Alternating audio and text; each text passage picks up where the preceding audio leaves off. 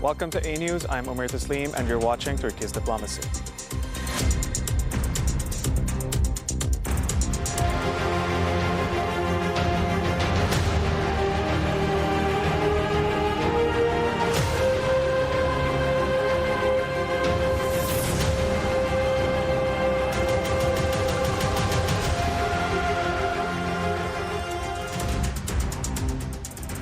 In today's episode, I'll be joined by Daily Sabah's editorial coordinator, Dr. Mehmet Çelik, and Beykoz University's rector, Dr. Burak Kuntay. We'll discuss the latest developments from Turkey and the impact of ongoing global events and how they're reshaping our world.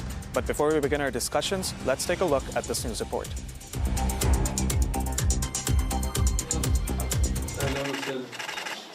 Turkish President Recep Tayyip Erdogan held a series of high-level bilateral meetings on the sidelines of the Antalya Diplomacy Forum on Friday. He engaged in talks with key regional and international leaders to strengthen diplomatic ties and address pressing geopolitical issues.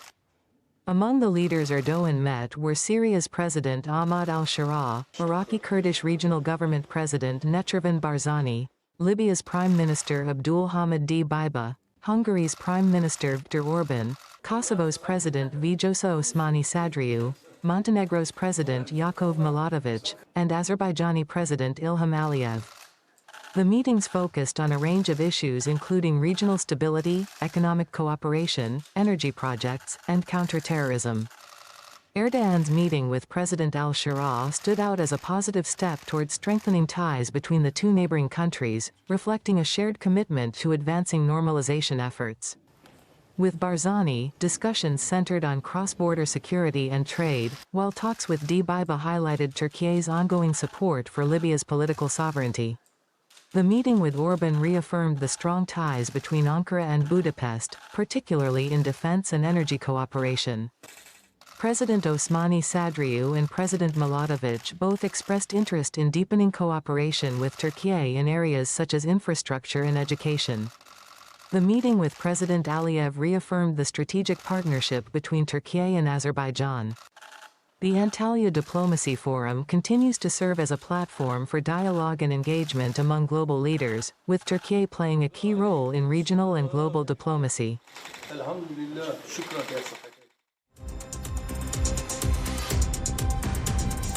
Welcome back to the program. Mehmet Çelik, welcome to the program as well. Mehmet, let's begin today's discussion with the Antalya Diplomacy Forum. Now, 6,000 participants over the last 3 days, 21 heads of states and governments. Now, this forum is focusing on geopolitical tensions, inequality, and climate change as well. And there have been so many forums as well inside the Diplomacy Forum. So, how are you looking at these type of forums, Mehmet? And what's the importance of such type of forum for Turkey in order to preserve and enhance democratic values and diplomatic connections, let's say?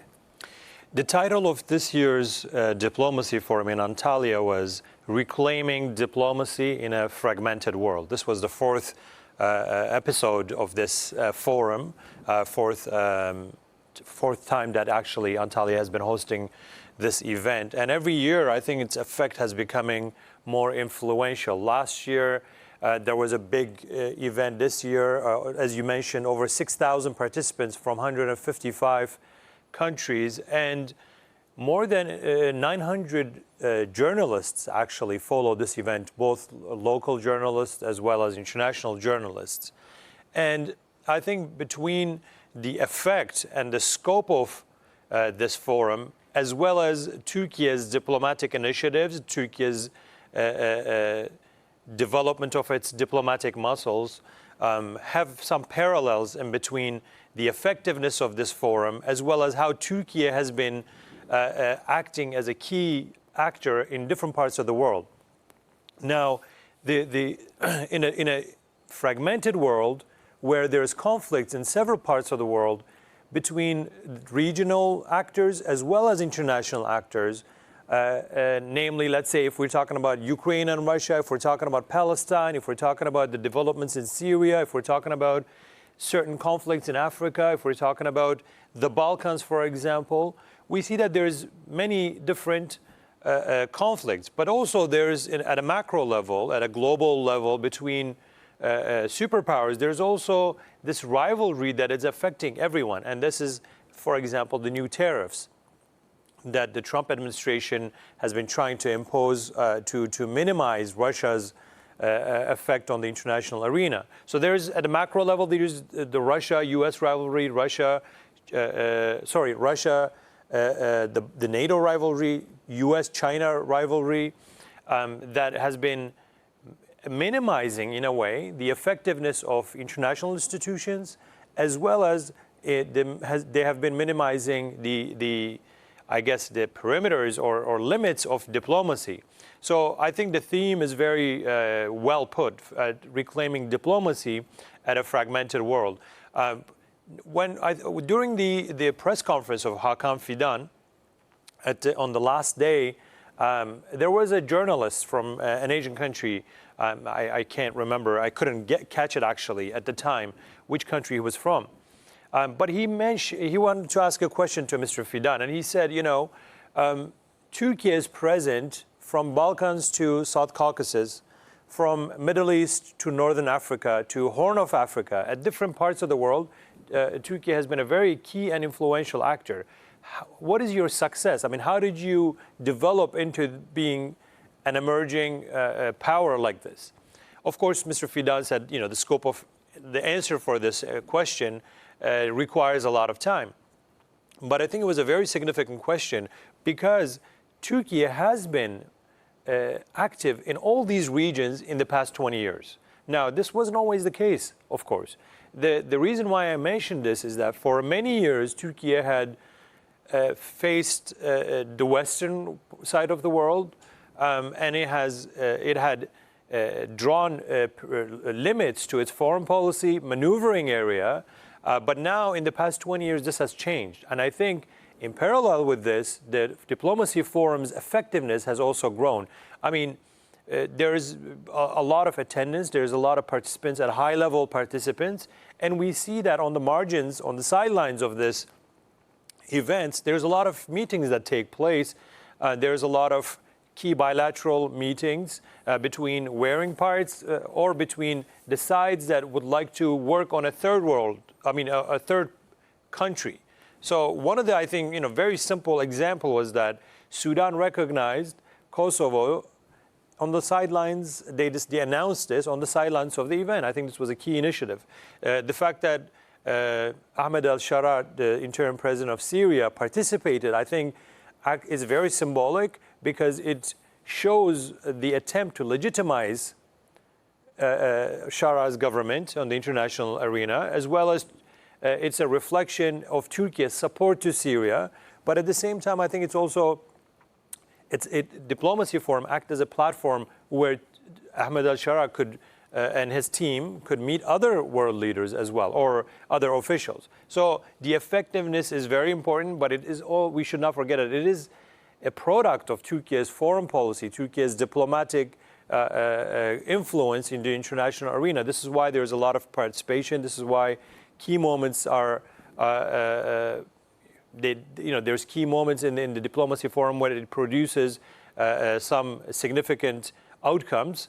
Hopefully this will keep growing. The fact that more than 900 journalists follow this event, it shows, I think, it's a very good reflection that it is held very importantly. Yeah, and we must not forget that this was also the brainchild of former Turkish Foreign Minister Mevlut Çavuşoğlu. So that's a very good initiative. It shows what Turkey can do and what Turkey is expecting from not only countries which are in the region, but also around the world. Now, like you were mentioning, Mehmet, there were a lot of meetings on the sidelines of the summit as well. One of those meetings was between the Turkish foreign minister and his counterparts from Iraq. They were discussing political unity, sovereignty, territorial integrity. So tell me more about that meeting. And the Iraqi Prime Minister Al-Sudani is also expected to visit Turkey next month, on May the 8th. So what's your analysis of that meeting? Well, as one of the very significant neighbors of Turkey, the instability in Iraq has caused a lot of discomfort on the Turkish side as well. I mean, since the U.S. invasion, the stability has been a very key problem for the Iraqi nation, for the Iraqis in general. Now that there is this signals or signs of some relative stability in the country, Turkey wants to make sure that it can cooperate with Iraq. What are some areas? Of course, there is trade. Of course, there's cultural affinity between the two countries, and there's historical ties, etc. But I think terrorism is one of the key factors that had always played an important role in whether this relation is stable or not between the two countries. In addition to the domestic effects in Iraq, the domestic instability and some sectarian influences on how Iraq has been governed for the past decade or so. In addition to that, I think how the YPG, the PKK terrorist group had organized itself in northern Iraq was always an issue between the two countries. Now, the Turkish side has made it firm that it will deal with the PKK terrorist group beyond its borders before it actually becomes a threat within Turkey. So it had launched cross-border operations, and they have been very effective. And the PKK, I think, with the new administration in Iraq, is also becoming an issue that they do not want to deal with anymore either. Turkey has good relations with the KRG in the northern Iraq, but with the central government in Baghdad, due to some instability in the central government and how they perceive their relationship with Turkey, for many years, this was a neglected relationship. Now, if the PKK terrorist problem is eliminated from the relationship, that factor that affects both countries, I think there will be better stability in maintaining the relationship itself. Now, in addition to the terror organization, there's of course a development road initiative that will prosper Iraq in many different levels, and also it will have a positive consequence on Turkey. But I think more importantly, the dependency on each other in maintaining this relationship stable, I think this development road project will be a key factor. Now, both sides recognize that without security, maintaining this development road and this trade route in Iraq to Turkey will become very difficult. Drawing investments, for example, in Iraq, it's not easy when there's instability. So Turkey wants to contribute to that. And I think one of the key and first moments is to attack this terror problem in cooperation with one another, in collaborating through security mechanisms. And then after that, the development road, it will not only prosper Iraqi nation, but I think it will also act as a key triggering moment for the region itself. It will become a very good alternative to some of the other routes in the region or other crossways into Europe from Asia. So that if it is managed well between the two countries, if it is that establishment of this trade route it is not neglected and it doesn't fall victim to other instabilities in the region, I think it will be very influential not only in the bilateral levels, but also at a regional level. It will bring positive outcomes. So both nations, the leadership on both sides, are aware of these key moments. One is terrorism, the other one is increasing cooperation and ultimately increasing dependency to avoid further instability in relations.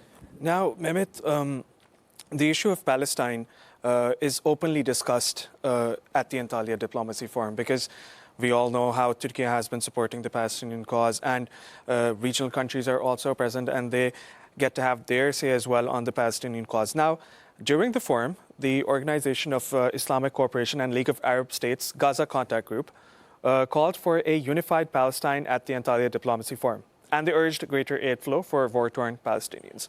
What do we know about this unification plan? Well, first of all, the post-war, and let's hope that the war or the genocide in Gaza comes to an end very soon. What will happen to Palestine, what will happen to Gaza if the ultimate aim of the genociders is to eliminate Hamas, quote unquote? Who will govern Gaza? How the West Bank area will be unified with Gaza or other areas? It is a big question because, of course, whether we like it or not, or whether we accept it or not, there was this fragmentation in running the occupied territories. West Bank is on the one side, and the Gaza is on the other side. So there's this crisis of leadership when it comes to the occupied territories and when it comes to a unified Palestine. So I think that the unification in the post-war period will be a big issue. And to make sure that Islamic countries or the OICs on the same page when it comes to unification, I think it's a key moment for the future of the Palestinian lands. Otherwise, without this unification, fragmentation leads to further crisis, even if there is no occupation, even if there is no genocide taking place. When there is a fragmentation in a unified territory, political fragmentation, where everyone claims the different parts of the country, that leads to vulnerability for, or it leads to occupiers to carry out their bigger agendas for the land. When I think this statement or this declaration was very important, and how this will play into action, how this will translate into something very tangible, it is something that will time show as unification, whether it will actually materialize or not. This is something that will be depending on several factors. One is whether the Hamas will agree to that, or PA will agree to that, or on what terms they will agree to it, and also what will be Israel's position when it comes to the occupied parts of Gaza. Will they be withdrawing from that or not? These are some of the things that the time will show.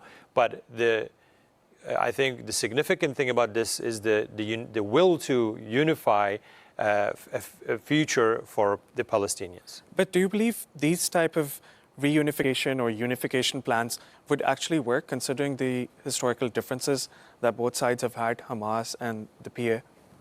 I mean, unification idea is within the Palestinian factions is something that is desired.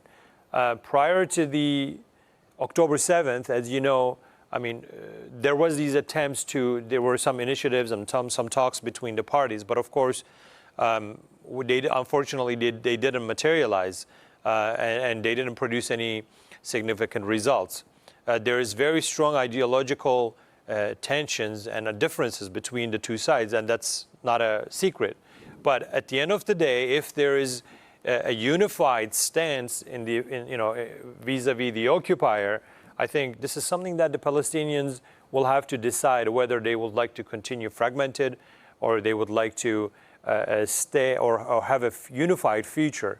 Nevertheless, I think the first and more important step is for this war to end, for this occupation and genocide to end, and until then, it is the international community's duty, I think, to support these efforts for unification. Mehmet, we'll be talking about Israel in the second half of the program. But before that, let's take a look at the developments in the occupied Gaza Strip. After a weekend of deadly Israeli strikes across Gaza, there's still no end in sight to the war for Palestinians there.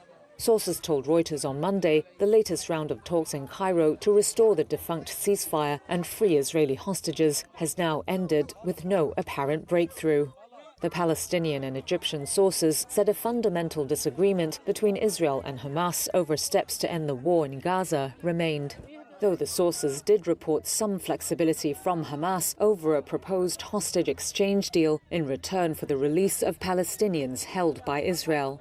The latest proposal to extend the truce requires Hamas to free an increased number of hostages, an Egyptian source told Reuters, and Hamas has no problem with a new number, but it wants guarantees that Israel will agree to begin the talks on the second phase of January's ceasefire deal, leading to an end to the war.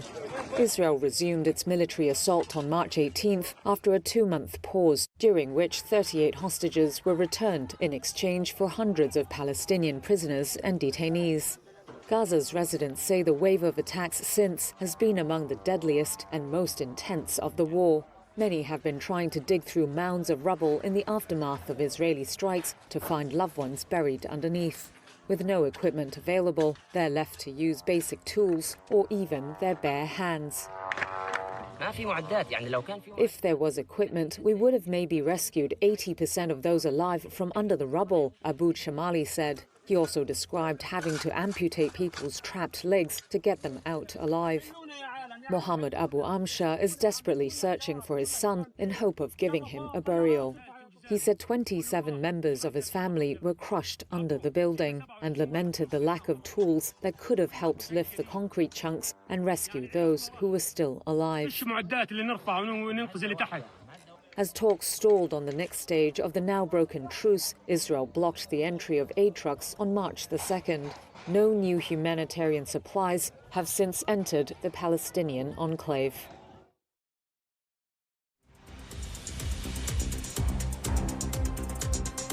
Welcome back to the program. Now joining us on the program today is Dr. Burak Kuntay. He is the rector of Beykoz University in Istanbul. Dr. Burak, welcome to the program. Hello, how are you doing? I'm great, thank you so much. Dr. Burak, I want to start with the issue in the occupied Gaza Strip. We're seeing negotiations taking place. We're seeing talks between world leaders. We're seeing Hamas members visiting Egypt. What's the latest, and do you believe that these type of talks can turn into a proper ceasefire that will be adopted by both sides? Let's name the terminology first. Ceasefire, peace, negotiations. We keep on using them in international relations since I have been in this field for years. But let's be honest about one thing. Years ago, when I was in Ramallah, one of the leaders of the Palestinian Liberation Organization, I met with him. I'm talking about maybe 15 years ago. He told me that the negotiations that we have been going through with Israel is not fair. I told him, can you explain it? He said that imagine two birds fighting for a cheese. But one of the birds, which he considers Palestinians, is in a cage. The other bird is outside of the cage, and the cheese is outside of the cage. So how can we negotiate? He said. The person who told me this was one of the top leaders of Palestinian Liberation Organization like 15 to 20 years ago. So what I mean is the negotiation processes has never been and had never been fair between Israel and Palestine. When you come to the latest situation, when in international relations we are talking about any kind of peace deal or ceasefire, you need someone to break through the situation. You need someone, a mediator, and at some point, if there's any risk or if anybody goes away, goes around the agreements, that person or that country is gonna step in and say, hey guys, that's not what we agree for, right?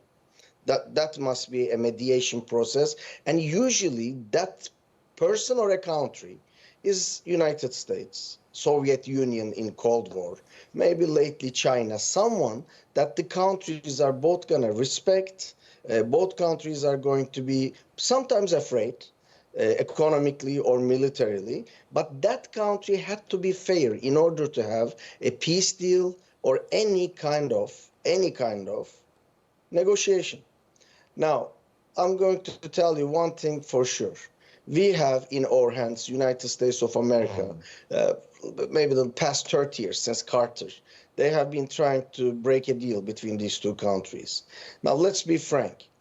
Can any Palestinian currently count on American mediation at this time? Can anyone in the world count on American mediation at this time?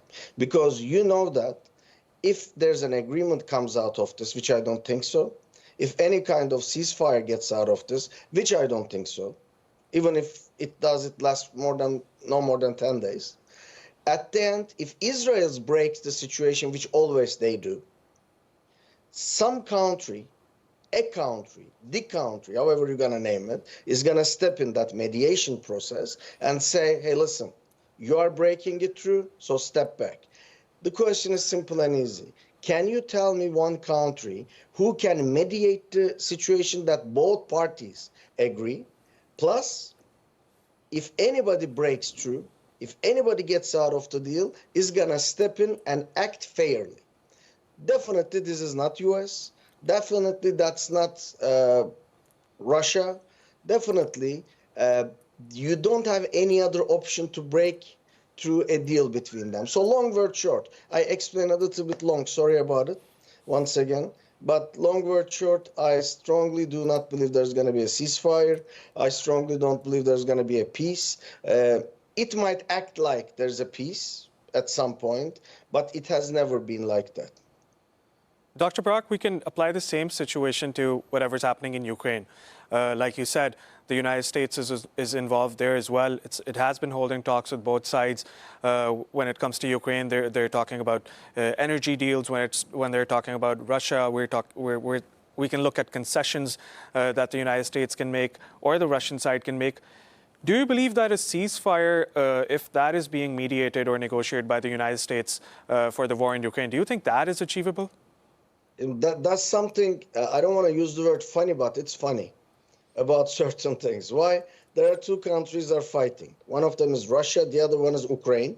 But during the fight, when it comes to the negotiations, especially after President Trump took office after January, when you look at the negotiation process, the negotiation is between United States and Russia. There's no Ukraine on the table.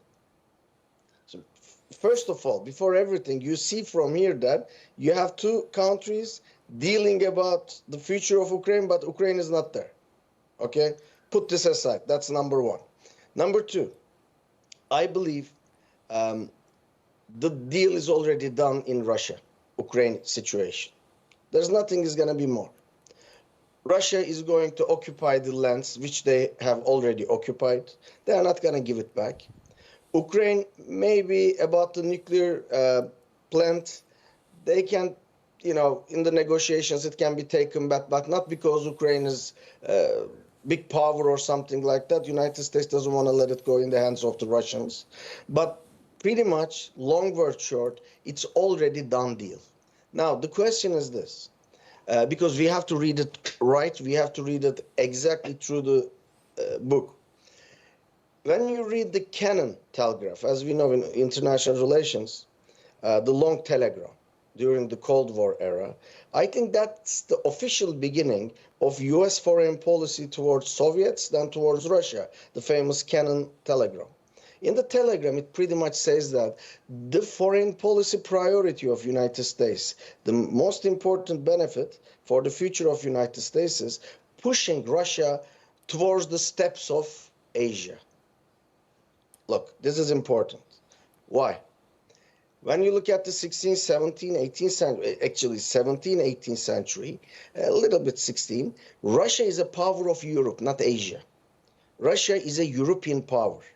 When you come to the Cold War, the land goes a little bit more east, but still the power of Europe. Now, just answer this question. I think we are all on the same page. Just 10 years ago, not 20, not 30, not 100, 10 years ago, if you tell me the political boundaries of Russia, where did it stand? It's the Belarus and Ukraine, correct? But if I ask you the question right now, where the political effect boundaries of Russia stands today, it is no more Ukraine. It's only the Donbas region. So actually the Kennan telegram, the long telegram, made its American foreign policy initiative and pushed Russia back. That's the first thing. Can there be a deal? What's you gonna get? What you gonna give? Europe is very anxious to get the Russian gas. Why? We have been traveling every day for several reasons, for conferences to the Europe. Even in the hotels, they have now the limitations of opening the heat in the wintertime. After certain degrees, they are not allowing it. So European economy, especially in a situation that you are going through a tariffs crisis with United States, they want this to be over. That's number one. And there's one more situation. Look at Germany. It used to be us, the Turks, or people. But now the Russians are serious amount of majority in Germany. And a lot of places in the European countries, you can see a lot of Russian people living in that country. So a great tension like this with Russia is hurting European economy, European social life, European way of thinking, a lot of things. So Europe wants to get rid of this, but America suddenly turned the way back from the totally different perspective than Europe. So it's going to be a situation, long word short, I believe, with the current map is going to be saved in Russia. Russia is going to take the Donbas region, whatever they already inherit, and the other part, Ukraine, is going to stay the same. The real question and the problem is this: how much money they are going to give Ukraine to make Ukraine again? That's the real question. Yeah, I'm not talking about getting the land back, because I think it's not going to happen at all. I'm just talking about how you are going to rebuild Ukraine, how much America is going to step in, how much Europe is going to step in. But if you are talking about a ceasefire, it can happen in a minute. But if you are talking about a peace, it's going to take at least 100 years. Dr. Burak, tell me about Turkey's position on this issue. Obviously, Turkey has a neutral role to play. It has been supporting Ukraine. At the same time, it has been supporting Russia as well. It has allowed, the government has taken this position that it's going to hold mediation efforts in the country. Now, since that Trump has started this trade tariff war, tell me, how is the European Union looking at Turkey, and how can Turkey help both sides, the United States and the European Union as well? Because obviously Turkey has a very good relationship with President Trump and the United States at this point. Let's divide this question into several parts, but let me first tell you this. Politics, especially international politics, carries a lot of burdens. International politics carries a lot of different perspectives. You cannot just look with one eye from this side or one eye with this side, or you cannot just look back. It doesn't work like this. First of all, you have your feelings as person who makes the decision. Right now, we have our president in front of us while we are making the show. President Erdogan has his personal stand, personal feelings, personal political views, right, as decision maker. Two, a country has its historical, economical, and social background that has a stand. Three, the world has current situation.